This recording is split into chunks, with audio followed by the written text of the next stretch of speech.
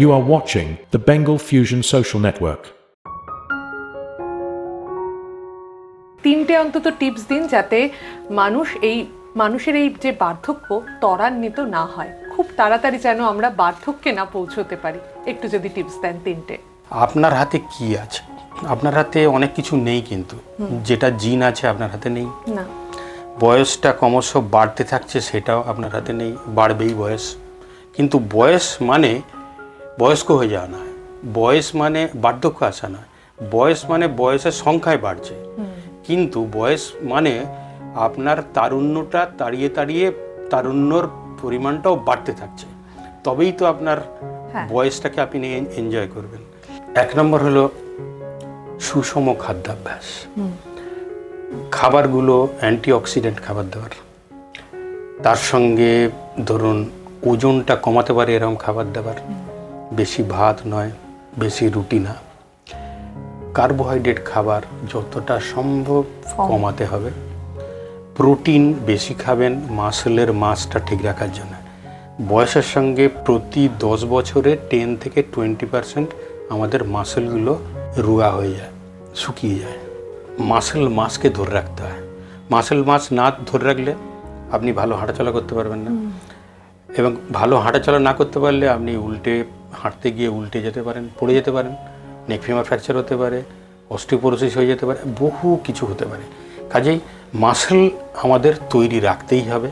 হ্যাঁ, ইয়াং ছেলেদের মতো আমি মাসল ম্যান হতে চাই না, কিন্তু আমার মাসলের মাসকে ঠিকঠাক ধরে রাখতে হবে, তবেই তো আমার মধ্যে বয়স কমবে, তারুণ্য বজায় থাকবে। সেই জন্য প্রোটিন বেশি করে খান, কিন্তু প্রোটিনের উৎস হিসেবে রেড মিট কখনো নয়। খাসির মাংস খাবো, গরুর মাংস খাবো, শুয়োরের মাংস খাবো না। আপনি প্রোটিনের সোর্স হিসেবে মাছকে নিন, ডিমকে নিন, আর মুরগির মাংস নিন। এই তিনটেকে প্রোটিনের, অ্যানিম্যাল প্রোটিনের। আর ভেজিটেবল প্রোটিনের মধ্যে ডাল, বিভিন্ন ধরনের ডাল জাতীয় খাবার দাবার আছে, বিনস আছে, সিম আছে, এই সমস্ততে ভেজিটেবল প্রোটিন প্রচুর আছে। তেল ভাজাভুজি এগুলো কমাতে হবে, ঠিক আছে? তেল ভাজাভুজি যারা বেশি খায় তারা তাড়াতাড়ি বুড়িয়ে যায়, এটা একদম পরিষ্কার কথা। আর কি না, আপনার ওজনকে কন্ট্রোলে রাখার জন্য যা করতে হবে, অল্প অল্প খান। হ্যাঁ, পেট ভরে কখনো খাবেন না। পেটের 60 থেকে 70% ভরান একটা টাইমে, আর বাকি 30 থেকে 40% খালি রেখে দিন। তাতে আমার পাকস্থলীর কাজকর্ম ঠিক হবে, এবং কোনো একটা সময়তেই প্রচুর পরিমাণে কার্বোহাইড্রেট বা সুগার ভেতরের মধ্যে, গ্লুকোজ ফ্রুক্টোজ প্রচুর পরিমাণে শরীর রক্তের মধ্যে মিশতে পারবে না। তাতে আমরা চনমনে থাকবো, ফ্যাট জমা হবে না বেশি, এবং আপনার কাজে অনেক বেশি এনার্জি বৃদ্ধি হবে, ঠিক আছে? এটা হচ্ছে 1 নম্বর টিপস। সেকেন্ড টিপস হচ্ছে ব্যায়াম, যোগাসন। যোগাসনটা কেন? যে যোগাসনে বিভিন্ন ধরনের শরীরের মুভমেন্টগুলো করানো হয়, যে মুভমেন্টের দ্বারা আমরা তার শরীরের মধ্যে রক্ত চলাচল খুব ভালো হয়। আর সেকেন্ড হচ্ছে আমাদের ব্রেনের মধ্যে রক্ত চলাচলটাও ভালো হয়। তো ব্যায়াম করে দেখা যাচ্ছে, যারা ব্যায়াম করছে, রেগুলার হাঁটছে প্রচুর পরিমাণে, বা দৌড়াচ্ছে, বা যোগ ব্যায়াম করছে, তাদের এই যে রক্ত চলাচল যত বাড়তে থাকে, সেটা ব্রেনের মধ্যে রক্ত চলাচল যত বাড়ে, তত আমাদের ব্রেনের মধ্যে হ্যাপি হরমোনগুলো সিক্রিশন বাড়ে। হ্যাপি হরমোনগুলোর মধ্যে খুব ইম্পর্টেন্ট হচ্ছে সেরোটোনিন আর এন্ডোরফিন, অক্সিটোসিনও আছে। তো এই প্রত্যেকটা হরমোনেতে একটা কাজ আছে, কিন্তু প্রত্যেকটা হরমোনই অ্যান্টি ডিপ্রেসেন্ট হরমোন এবং relaxing hormone, feel good hormone.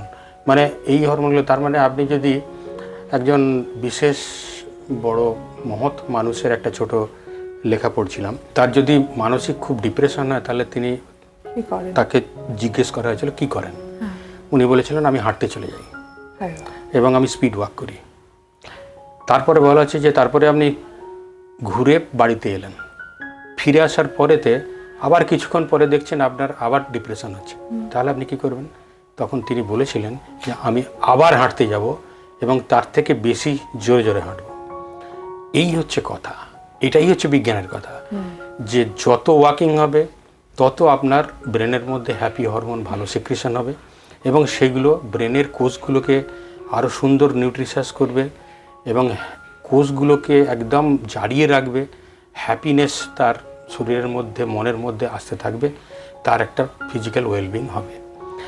তো কাজেই শারীরিক সুস্থতা এবং মানসিক সুস্থতা দুটোর জন্যেই প্রতিদিন ব্যায়াম যোগাসন করলে শারীরিকভাবে যেমন তার সে স্লিম অ্যান্ড ট্রিম থাকবে, মাসেল মাস বজায় থাকবে, শরীরের মধ্যে হাড়ের মধ্যে অস্টিওপোরোসিস কম হবে, তেমনি তিনি মানসিকভাবেও খুব ভালো থাকবেন, আনন্দে থাকবেন। 3 নম্বর হচ্ছে স্ট্রেস ম্যানেজমেন্ট। আজকের দিনে যেটা হচ্ছে সবচেয়ে বড় মারণ অসুখ, যেটা আলোচিত হচ্ছে না, অথচ এটা ভীষণভাবে প্রয়োজন হয়ে উঠেছে। স্ট্রেস থেকে আমি একটা জায়গাতে আমাদের একটা ক্লিনিকেতে গেছিলাম, সেখানে দেখছিলাম একটা 27 বছরের ছেলে আইটি সেক্টরে কাজ করে। সে এসেছে তার ঘাড়ের, কোমরের, পিঠের ব্যথা হচ্ছে বলে। সে বলছে যে আমার ব্যথাটা এরকম পিঠের ইয়ের দিকেও আসছে, বুকের দিকেও আসছে।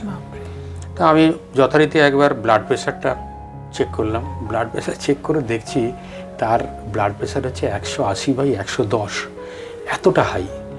তো আমি তাকে তার টোটাল হিস্ট্রিটা নিলাম, তাতে দেখলাম যে ও মানসিক স্ট্রেস এবং রাতে ঘুম হয় না, একটা ডিপ্রেশন এবং অ্যাংজাইটি সব সময়ের জন্য তার মধ্যে কাজ করছে।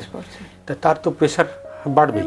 তাহলে এই ছেলেটি কতদিন সুস্থভাবে তার তারুণ্যকে বজায় রাখতে পারবে?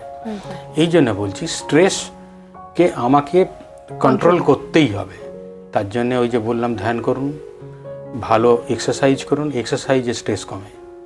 যত এক্সারসাইজ করবেন তত স্ট্রেস কমবে। তার সঙ্গে সুষম খাবার দাবার খান, হালকা খাবার পান, এক গাদা ফাস্ট ফুড খেয়ে নেবেন না। ওই যে বলছিলাম ফাস্ট ফুড খাবেন না, কোল্ড ড্রিঙ্কস খাবেন না, বেশি মদ সিগারেট খাবেন না, এবং যে কোনো ধরনের তামাক জাতীয় খাবারগুলোকে অ্যাভয়েড করুন। এগুলোতে আপনার শরীর অনেক সুস্থ থাকবে এবং স্ট্রেস কম হবে। এগুলো সাময়িকভাবে স্ট্রেস রিলিফের জন্য হয়তো খায় কেউ, কিন্তু আদতে সে স্ট্রেসকে বাড়ায় এবং শরীরের মধ্যে এমন ধরনের চেঞ্জেসগুলো আনে যার ফলে তার বিভিন্ন ধরনের অসুখ বিসুখও আসতে থাকে এবং তার তারুণ্যকে সে ধীরে ধীরে হারাতে থাকে। কাজেই এই 3টে জিনিস, এক হচ্ছে খাদ্যাভ্যাস, এক হচ্ছে লাইফস্টাইল উইথ ব্যায়াম, এবং থার্ড হচ্ছে স্ট্রেস ম্যানেজমেন্ট। এই 3টে জিনিসের উপর প্রচুর পরিমাণে জোর দিন। আর last but not the least হচ্ছে সঠিকভাবে ডাক্তারের পরামর্শটা নিন। ঠিক আছে? প্রচুর পরিমাণে সারাদিন রাত্রি ওই মুঠো ফোনেতে আমি ফেসবুক না দেখে, সোশ্যাল মিডিয়াতে লাইফটাকে না কাটিয়ে, এটা তো প্রোডাক্টিভ লাইফ নয়। আপনাকে প্রোডাক্টিভ লাইফ লিড করতে হবে। প্রোডাক্টিভ লাইফ লিড করতে গেলে আপনাকে হাঁটতে হবে, দৌড়তে হবে, কাজ করতে হবে, মানসিক আনন্দ পেতে হবে। যে পরিবেশে গেলে, যে কাজ করলে আপনি মানসিক আনন্দ পান, সেটা আপনি করুন। তাহলে সবসময় তো আর ওই ফোন দেখলে হবে না। কাজে আমরা বলি যে ফোনটাও আজকের দিনে বয়স বাড়ানোর একটা কারণ হতে পারে। কাজে এইগুলোকে আপনাকে চেঞ্জ করতে হবে।